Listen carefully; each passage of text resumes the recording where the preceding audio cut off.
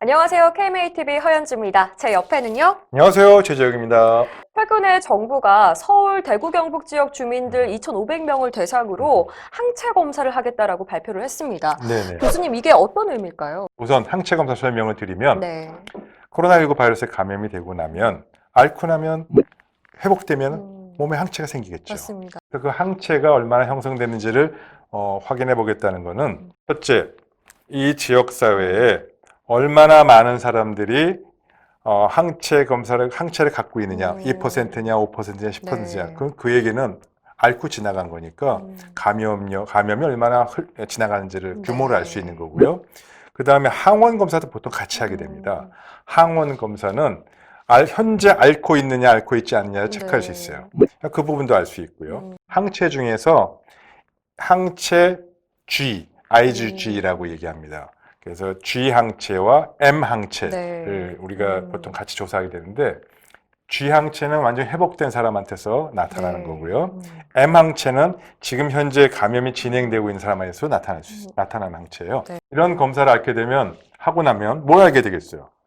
그 앞에 있는 저기 초등학교에 전원 조사하게 되면 초등학교 학생 1,000명 중에 벌써 코로나를 앓고 지나간 아이가 50명이 있었네. 그리고 이미 그 중에서는 환자로 확진된 사람은 50명 중에 5명이었네. 나머지는 모르고 지났었네. 무증상 감염이 있을 수도 이만큼이었네. 네. 조사해보면 이제 설문조사해보면 나올 거 아니야. 네. 혹시 감기 환자 증상이 있었나요? 그럼 없었는데요. 그럼 무증상 감염일 거 아니야. 그런 거를 무증상 감염이 몇 프로인지, 증상이 있던 사람이 몇 프로인지, 그 중에 또 확진된 사람이 몇 프로인지, 혹은 현재 감염이 진행되는 사람이 몇 프로인지 규모를 알 수 있겠죠. 네. 말 그대로 이 깜깜이 환자 규모가 어느 정도 되는지를 확인할 수가 있다는 말씀이시네요. 맞습니다. 네. 깜깜이를 드디어 이제 벗어나서 개안을 하는 거죠. 네. 이제 세상을 제대로 들여다보게 되는 거고요. 뭘 들여다보느냐? 지금 현재 우리나라 지역사회에 어떤 지역에, 어떤 계층에, 성별과 연령에 따라서 지금 감염이 얼마나 진행되고 있고 혹은 앓고 지나간 사람이 얼마인지를 속속들이 알 수 있겠죠. 또 전수를 조사 안 해도 돼요. 표본 샘플만 하면 됩니다. 여론조사할 때 그 무슨 여당 야당 선호도 조사, 국회 선호도 조사하잖아요. 샘플 조사만 해도 되잖아요. 이 부분들이 좀 어떤 효과를 볼 수가 있을까요? 저희가 준비하는 데 있어서. 깜깜이가 아니고 이제 드디어 세상을 제대로 네. 보게 되는 거 아니에요. 그게 딱 보면 뭐랄까요? 제일 먼저 저기 환자가 많네. 여기 있었구나 이렇게. 빨리 저기부터 먼저 가서 해야 되겠네. 사전 예방을 할 수 있겠죠. 자원과 인력과 자원을 효과적으로 투입해서 추가적으로 저기 감염 위험이 높은 곳을 먼저 가서 선제적으로 할 수 있겠죠.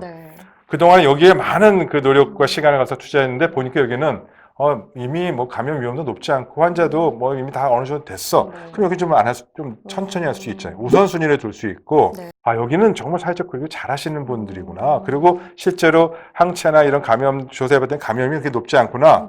근데 또 반대 이쪽 지역은 사회적 거리두기도 굉장히 느슨하고 잘 안 돼 있고, 근데 감염 위험은 높다. 그럼 당연히 여기부터 가서 빨리 조심해야죠. 이런 거를 할 수 있겠죠. 사전 예방 관리를 위한 마스터 플랜을 만들 수 있을 뿐더러 그 마스터 플랜대로 사전 예방 관리와 불이 발생하는 것 자체를 막을 수 있는, 줄일 수 있는 선제적 조치를 할 수 있는 데이터가, 자료가 만들어지고 그런 걸 할 수 있는 계기가 될 수 있겠다라는 데서 굉장히 긍정적으로 생각합니다. 그러면 지금 서울, 대구, 경북이라고 이제 지역을 한정해 놨는데 당연히 전국적으로 확대해서 해야 되겠죠. 전국 코로나19 표본 감시 체계 이렇게 이름을 붙일 수 있고요. 한 번만 해서 되는 게 아니고 주기적으로 모니터링 해야 됩니다.